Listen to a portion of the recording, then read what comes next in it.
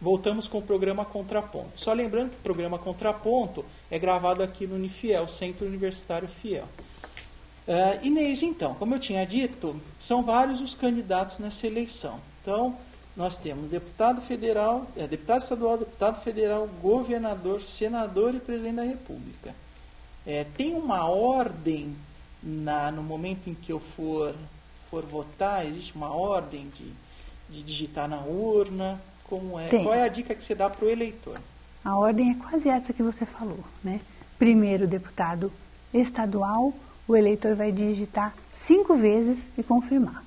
Segundo, deputado federal, ele vai digitar 4 números e confirmar. Terceiro, senador, 3 números, confirma. Quarto, senador, 3 números, confirma. Quinto, governador, 2 números, confirma. E sexto, presidente da República, 2 números, confirma.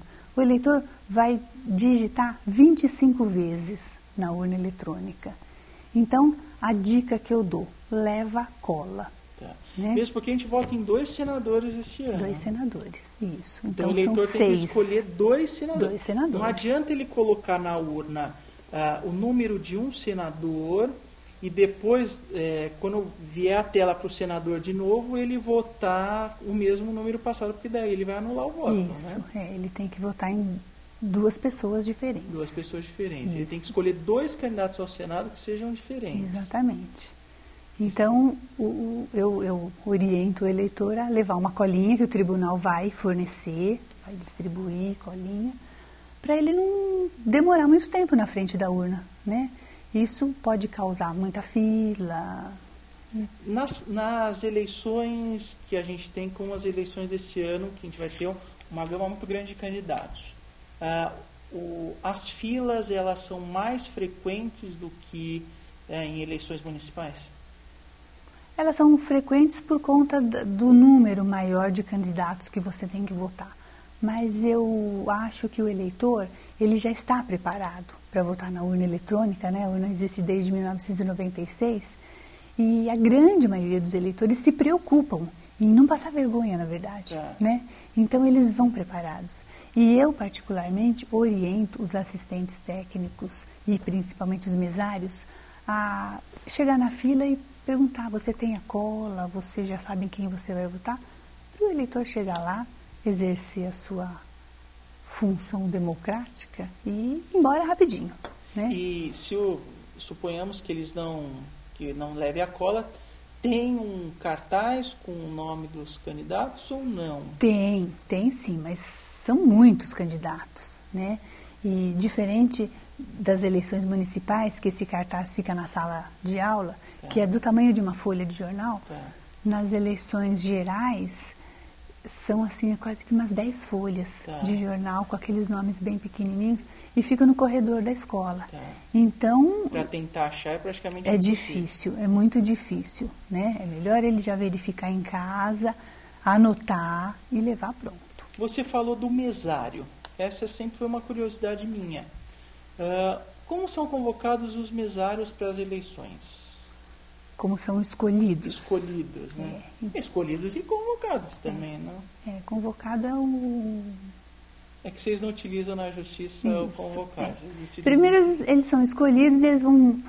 O cartório eleitoral monta um banco de pessoas aptas a exercer essa função, né? São todos aqueles que votam, que naquela zona eleitoral. E depois ele vai trabalhar na sua sessão eleitoral preferencialmente, né? Eventualmente ele pode trabalhar numa outra sessão eleitoral, mas na mesma escola. E eles são escolhidos, depende muito da zona eleitoral, né?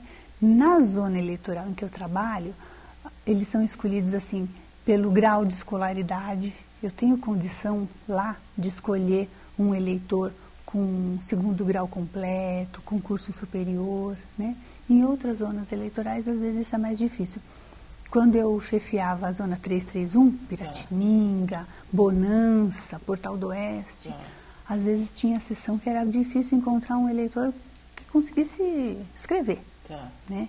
Então depende muito da localidade. Então não importa a escolaridade deste eleitor. Não existe norma para isso, né? Então, eles são escolhidos e aí o cartório eleitoral prepara as mesas receptoras. Esse ano nós vamos ter um presidente, primeiro mesário, segundo mesário, um secretário, segundo secretário. 5 mesários. Na eleição passada, tivemos 4 mesários. Então, são 5 em cada sessão. Em cada sessão eleitoral. Sessão eleitoral. E o presidente é nomeado pelo cartório. Todos eles. Pelo cartório. Isso, pelo juiz. Pelo juiz. Pelo juiz. E o juiz escolhe aleatoriamente? Isso, aleatoriamente dentro dessas características que eu te coloquei. Tá. Nessa época, julho, eles estão sendo nomeados. Começaram a ser nomeados em julho. Tá. E aí eles vão comparecendo ao cartório, ou eles vão sendo procurados pelo oficial de justiça, tá. E eles vão sendo nomeados até o dia da eleição. E ele sendo escolhido em uma eleição, ele vai ser escolhido permanentemente ou há uma mudança de mesário? A legislação também não trata disso, né? Então, cada cartório tem o seu critério. Aí eu volto a dar como exemplo a Zona 331. Às vezes não dá para mudar porque naquela sessão eleitoral não tem uma outra pessoa que consiga ler um pouquinho melhor do que aquele que já está lá, né? Na zona eleitoral em que eu trabalho, eu tenho muitos mesários que gostam de ser mesários. E eu faço uma campanha assim muito grande para o mesário voluntário. E aí eu adotei o seguinte critério: só sai aquele que pede. Tá. Né? Então, você não quer ser mesário? Pede que eu tiro. Né? Se você não pedir, eu estou entendendo que você quer. E aí você vai continuar sempre. O mesário, ele recebe, a gente está chegando ao final, então eu vou tentar abreviar 2 perguntas aqui que eu tenho. Né? A primeira, o mesário, ele recebe alguma coisa no dia da eleição, um salário, um benefício, alguma coisa? E a segunda questão que também eu tenho uma dúvida, se o mesário faltar, qual a implicação que incorre sobre ele? O mesário, até a eleição passada, ele recebia uma refeição, um almoço e 2 dias de folga do seu trabalho para cada dia dedicado à justiça eleitoral. Primeiro turno, segundo turno, treinamento. Esse ano vai ser um pouquinho diferente, ele vai receber um lanche e provavelmente ele vai receber uma quantia em dinheiro para eventual alimentação a mais ou transporte. Os dias de folga acabaram? Então. Não, também. Continua. Os dias de folga também. O que mudou foi assim mais a alimentação, né?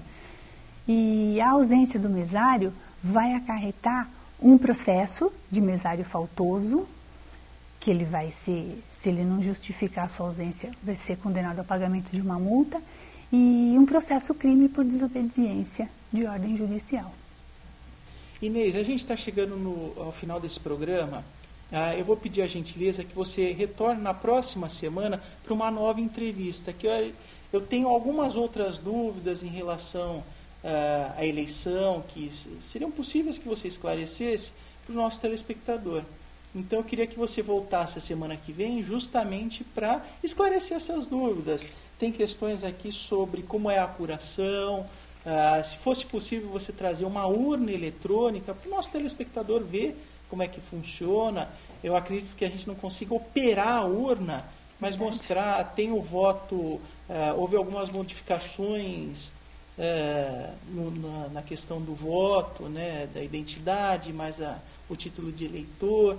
Como é que vai funcionar isso? Eu acho que é importante, e se você estiver disposta, a gente gravar na próxima semana mais uma entrevista. Venho sim, trago a urna eletrônica e a gente esclarece tudo que for possível. Então, a princípio, eu agradeço você também, telespectador, que nos acompanhou, e na próxima semana, então, a Inês volta para uma nova entrevista, esclarecendo pequenos pontos que foram deixados em aberto, que a gente acha que sejam importantes aí para você, que é eleitor, que esse ano vai votar nessa eleição, vários candidatos.